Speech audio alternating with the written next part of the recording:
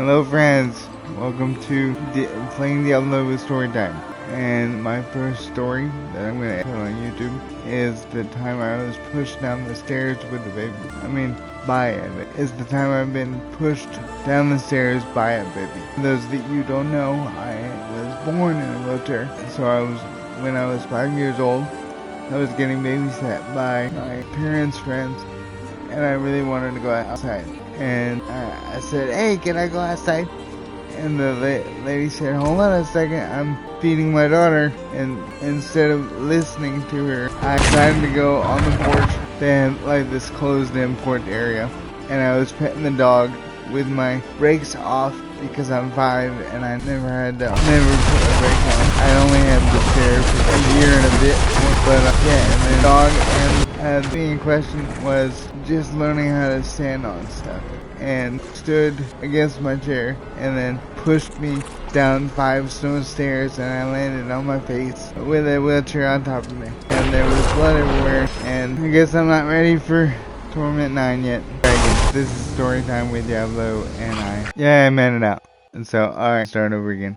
I fell down the stairs by the baby because she was learning how to stand up on stuff, and she stood up against me, and she was like, and she didn't mean to push me down the stairs. But yeah, always listening to babysitters or you could end up having oral surgery.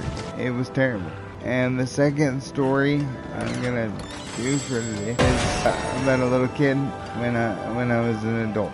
So I was married at that point. I went to my wife's Christmas party, her coworkers, and their daughter was about 4 years old, and she was angry at me for not giving her a turn in my wheelchair. She couldn't comprehend the fact that I could not stand up and give her a turn.